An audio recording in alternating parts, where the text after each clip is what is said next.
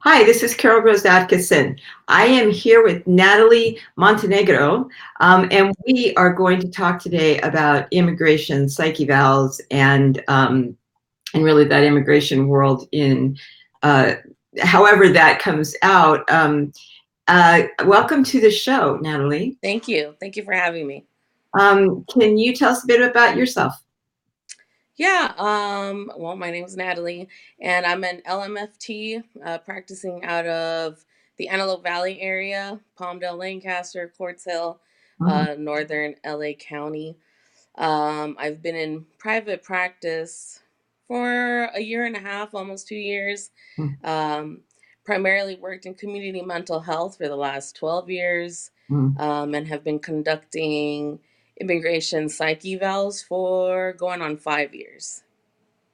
Got it. Were you doing those when you were an intern, or were you doing those all licensed? All licensed. Because yeah, I mean, I hear a lot about the interns as well doing those, or associates. Get that right? Yeah. Yeah, I'm that's sure they can do it. I'm sure they can do it under the supervision of a licensed somebody individual too. else's license, but that's always one of those things. So so you've been doing the psych evals for how long? About 5 years. Got it. And I think and I'm an LMFT, and I have been doing them. I want to say about 6 years now. You know, Hmm. I mean, after a while, it's just hundreds and hundreds and, hundreds, Yeah. right? Yeah. And you get, better at it along the way. The interesting thing is I pretty much work with the hardship letters, the visa U, well, or U visa, as some people call it, Hmm. and asylum. Yeah. And the cases you work with are. I've done hardship evaluations, mostly do asylum, but for Franco clients, which are individuals that have mental health disorders and are or have previously been charged with felonies.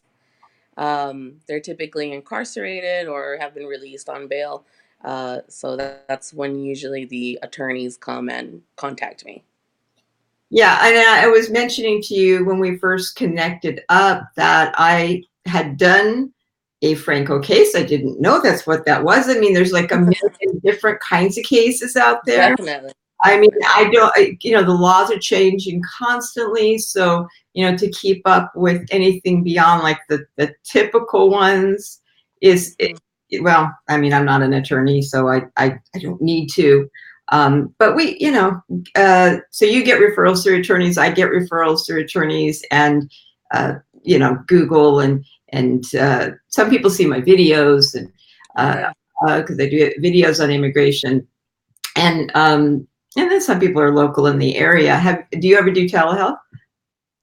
No, not yet. That's something that I'm hoping to start up in 2020, so next year. Yeah, and I've been doing that for quite some time. Um, because you really, it's nice not to have to. That gives you more flexibility.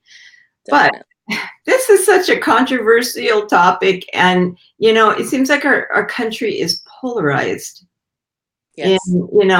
what they're feeling. I got into this, well, and yeah, let me just explain. I moved into a building and started my private practice about 6 years ago, Hmm. and I moved into a building with an agent, an immigration agent, Okay. and so he explained to me and taught me this how to do this, and then through the years I've worked with just all kinds of people. I couldn't even tell you all the people that I work with. Sometimes Los Angeles. Um, we got a question here. I'm a permanent resident, 50 years old, but because of addiction, became a felony. Can you help? That would be Mm. you. Yeah. Um, Usually, well, does the individual have an attorney that he's trying to It's not. work with, right? It's a woman, and she's not mentioning. Mm-hmm. So yeah, you'd need an attorney, of course, and it costs a lot of money, and you got to be really careful. There's a lot of scammers out there, guys. Mhm. There's a lot of people that don't know what they're doing, both as licensed therapists and or psychologists and or attorneys. She says she's a permanent resident, but she says 8 years clean and stuff. Amazing. You know, there's a lot of cases, you know, like where 2 years old carried across the border, and you know, Uh-oh. I think we're having a little technical difficulty. well, we Yeah, there lost you her go. for a second, so we'll see if Yeah. she comes back in a minute. But there's a lot of those cases where they've come over the border and they never. It's not like they did it, you know. Um, they're you know, somebody carried them over. They don't know the country. They don't know sometimes the language as well, Mm-hmm. and yet that is one of those sticklers that you know, you see families being broken up Mm-hmm. quite a bit. You're hearing this stuff going on right now. Really, it's really becoming well, scary for my clients, and I'm sure for hers as well. She's got most of hers are incarcerated. Mine are terrified to leave their homes. Yes. And this is a serious, right now. I mean, you hear all the controversy that's going on out there, and it is, I mean, people are dying. And what I wanted to say was, I got into this probably with one mindset that I was sure I believed one thing, and still I started hearing the stories of some of these people, and boy, that changed my thought process very quickly. And hoping Natalie can get back on. I'm sure she Yeah, is I'm back. trying.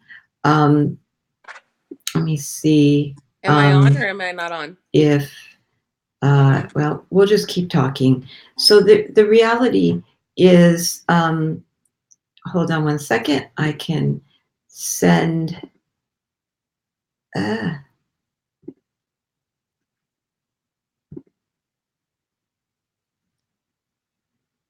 okay. I guess. Okay. Let's see. Hold on. So, let me just send uh, a copy of this link to her and see if we can get her back on. Um, uh, Technology. You think you get it right, and then sometimes not so much. Okay. So let's see if that works. Okay. So in the meantime, you know, you can think you know um, what this is like and how to that how you feel about it until you start hearing some of these stories, and it breaks your heart. Well, it's broken my heart. Yes, I get it. They're illegal. I get it. They came over illegally for many reasons. But so many of the clients that I work with have have hi There there. we go. I explained Hi. so many of the clients that I have.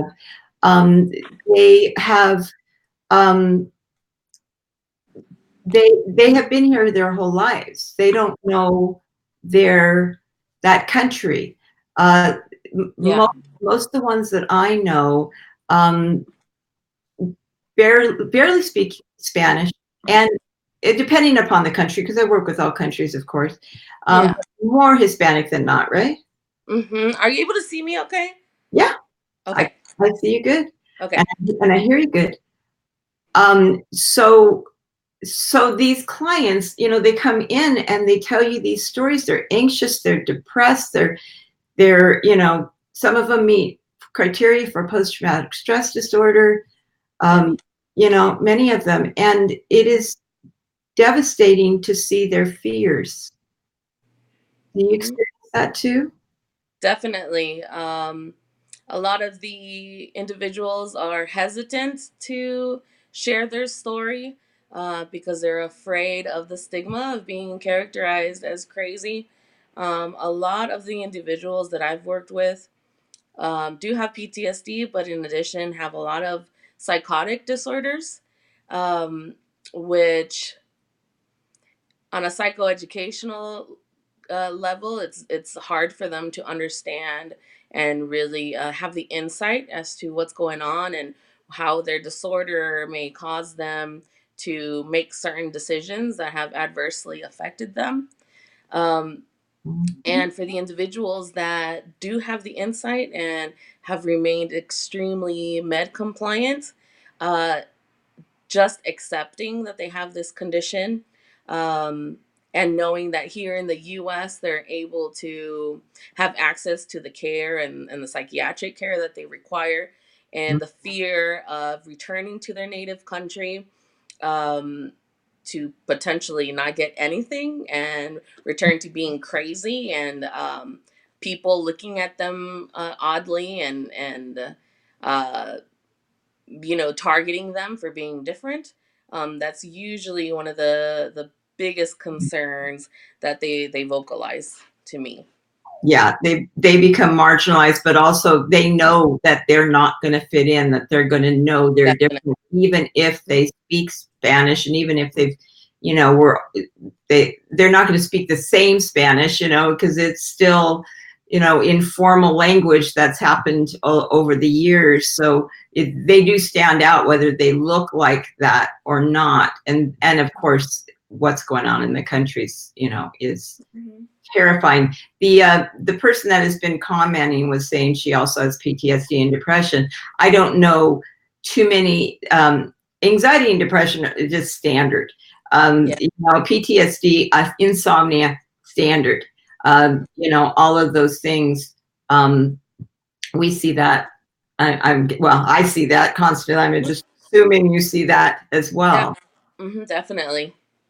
And I was explaining that the way I got into this was somebody taught me, and I think I had one mindset when I got into this, and it changed really quickly Yeah, as I started to hear these stories and the fears of ICE coming out, and now, of course, on top of everything else, there's shootings and all kinds of things going on. It's I can't live in their shoes, and I can't live in that terror of that. But when you hear enough of those cases, the trauma is off the charts. I agree. I agree. So your cases are, I did one of your cases. I didn't know that's what it was called as a Franco. That to me was like an asylum case, and um, but they're incarcerated.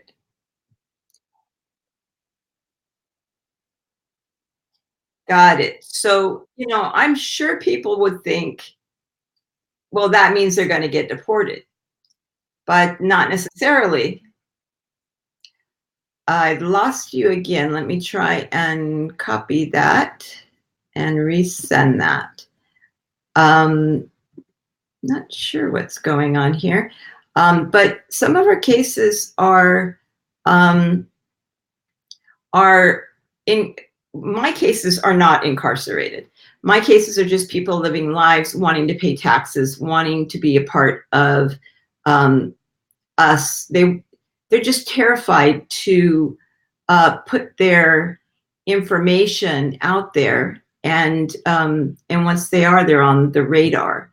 And so it takes a lot of courage. There, Mm-hmm. it There you go. takes a lot of courage to fill out an application. So to me, that courage to fill out the application is it's terrifying for them. They're not sure if they fill it out, will they be then um, taken away?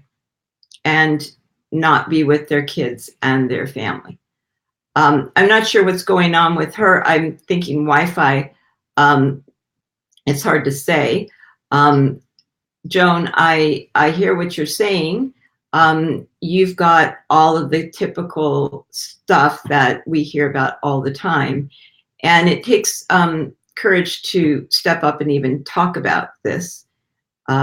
Most of my clients have never been to a therapist, and they're coming to make the difference in their to stay there for their families and to stay there for themselves. They're terrified of what's going on in their countries.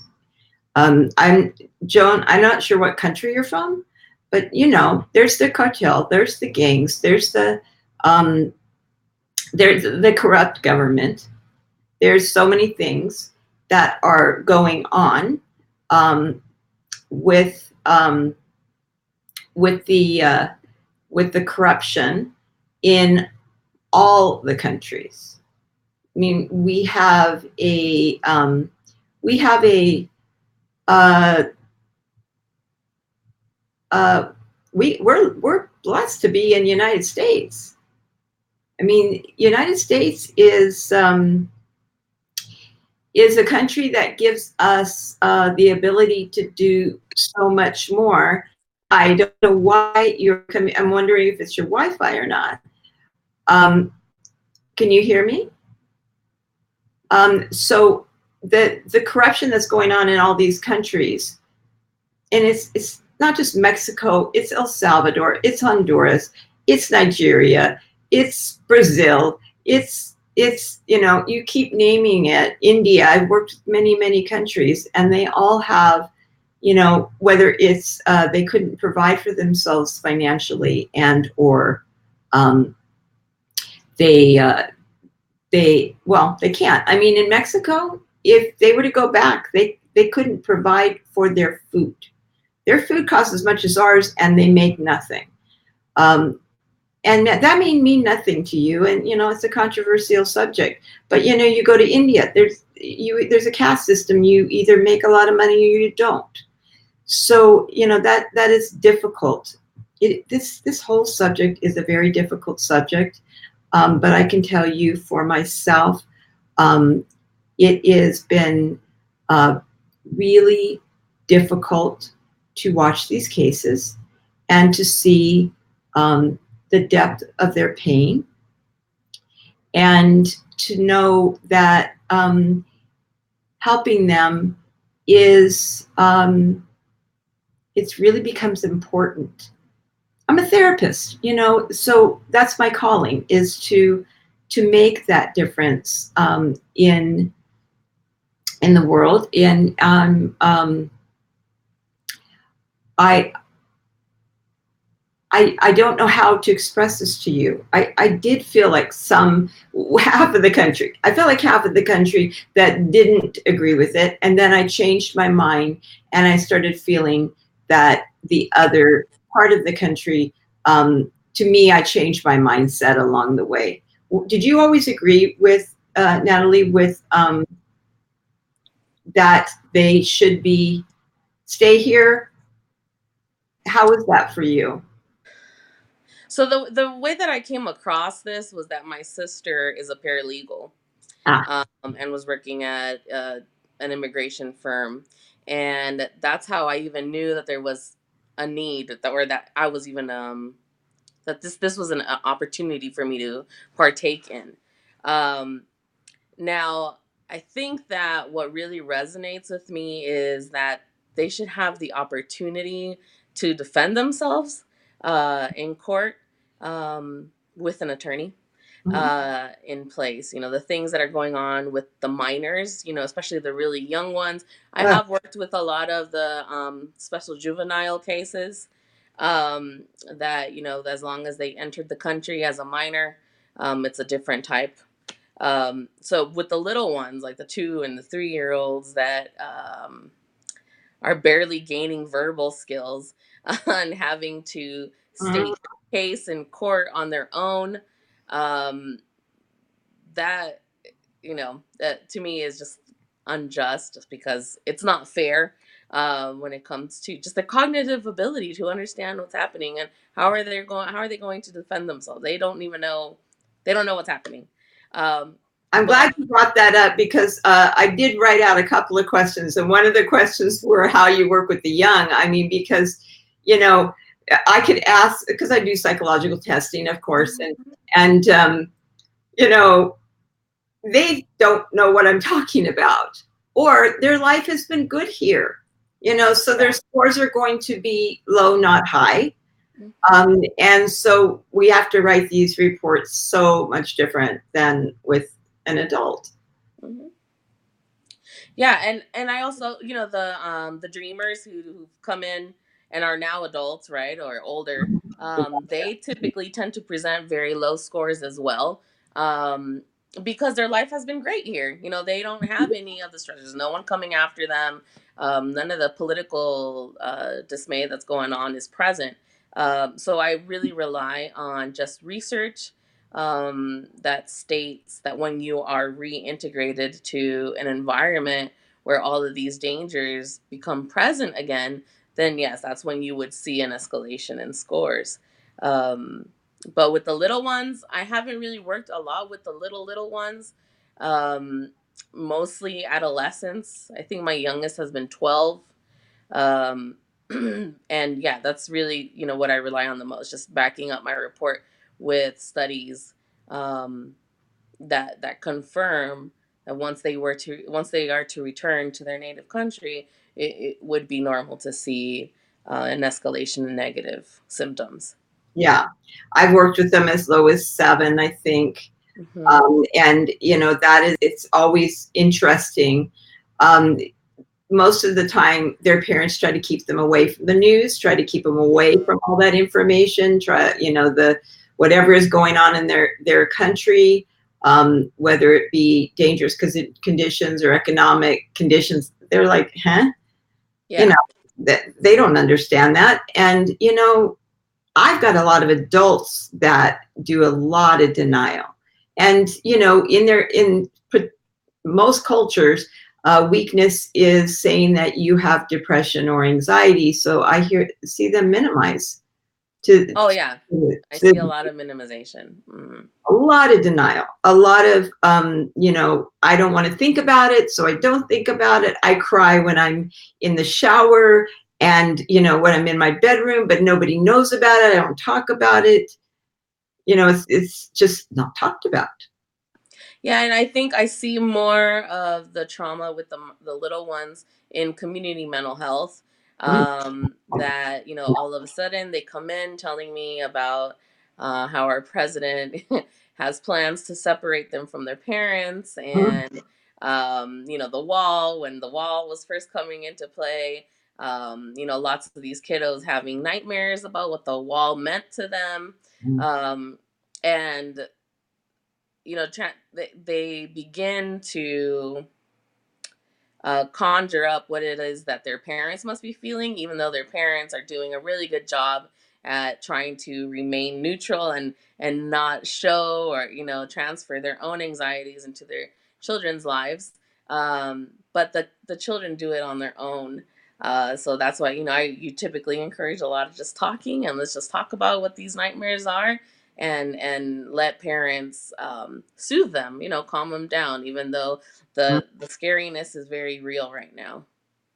It reminds me, I have a dear friend, Stephanie Sherborne, and she was working with a client because she's a play therapist, and Mhm. she was working with a client that the parent was detained. And so she creates play games. And one of them was for the parents that were detained. And she handed it to me. I was practically in tears because this is such my heart, and um, that is one resource for those kids out there that are experiencing. The parents are gone. They don't know. They don't understand all of this. Their parents go for an interview and don't come back. Yeah. There's so many things that we see that the average therapist doesn't know about. Hmm. I mean, I Hmm. see regular cases too, but Yeah. these cases are, they are, they break your heart. Just the stories of adversary, just their journey, not only their journey here, but just their life over there. Um, they're unfathomable, the things that we hear. I'm just in awe. I typically end up saying that to them, that they show so much resilience in just being able to tell me their story, and them having had been strong enough to come over here. And I think that one of the, in today's uh, culture, when it comes to immigration, I don't know why, but many people continue to think that they are voluntarily coming here. And that has not been the case in the majority, if not all, of my interviews. Um, they have all had to come here because they've had death threats. And, had that not been present, they would have been just fine in their native country. But it's usually parents that don't want their children to end up dead in their home, and they end up making whatever they got to do to come over here. And it's never something about them coming here just because they want to. Um, that has not been the case for me. I don't know about you. Well, I'm just, there's so many stories popping through my Yeah. mind. It's like this case that, the whole family was murdered. In this case where, they were put, it just depending on the country, they were put, his entire family was put into prison. And, this one where, once, once there's something going on with one person, like if they go back, then there's going to be retaliation. Yes. And it's terrifying to them. I mean, I don't even know if terrifying is the word. Yeah. Mm-hmm. It is those stories. I mean, it's I don't know about you. I don't get secondary trauma from No. this. Um, I've been fortunate, but I think that is due to my own trauma and my own resiliency, my own work that I've done. That those cases, I feel it's such a privilege to work with. I don't know if I could. I don't know. I know I come from trauma, so that's my story, and I work through it. So I'm just so pleased to be able to help them through theirs. Definitely. And then I'm a child of immigrant parents. So I know the process. I know, the difficulties of um their journey over here and trying to raise children here and trying to have more opportunity. And it's just a way for me able to give back to that population. I didn't even think to mention that my dad was from England. I never met him. I was a year and a half when he left. Mhm. I got into these cases and didn't even go, oh yeah, you're the child of an immigrant that you never knew, but to me it was the abandonment of my dad. And so, and we're walking through this with my daughter's boyfriend as well. He's from another country as well. And so I didn't even realize that, my family is all from Russia. And, Oh. so there's, I've had Russian clients as well. So, it's kind of hard because we are a mixed melting pot, for us not to really kind of have our family go back to some kind of immigration. Uh-huh. And that's what I'm prideful of. The fact that we are a melting pot. When I travel a lot, and one of the things that I typically end up saying is that I love the fact that we have all types of colors and all types of languages and all types of Mhm. looks. Mhm. That is something to be prideful of. At least it is for me. Yeah, no, I love cultures. I mean, even if it's a regular client, I ask what's their culture, and if I don't know their culture, I want them to teach me their culture, the normalness of, or the mores in their society, because that is so much a part of why they're there, Yeah. and it's just simply, we are lucky to have a country that is so diverse. Yeah.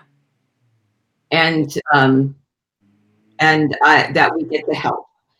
Um, so it's 30 minutes. I don't want to go beyond that. Yeah. I'm going to put your information online and send this out to some therapist groups, Okay. because this is probably most helpful to them. There's some immigration therapist groups as well. It's, it is just such a topic that needs more conversation. Whether you believe or don't believe what we're doing is right, at least you've seen and heard, like the other side and how it feels as therapists to work with these cases. And I find it the biggest privilege that I have is working with them. Just them giving me the honor of hearing their story, it is the biggest privilege to me. Um, Mhm. because again, the things that they've gone through, I feel beyond honored that they had the courage to share these things with me. So it's very rewarding. It sounds like we have the same heart. I know a friend of ours connected us up, and she's like, "Oh, this can be perfect," and she's um, so I'm. Uh, you guys have a great day. I don't know about where you're at. Here it's hot as heck. What It's about you? Yeah, it's a hot day. So I'm staying indoors. But I'll put all the information on, and you guys have a great day. All right. Thank you for your time. Bye. Bye.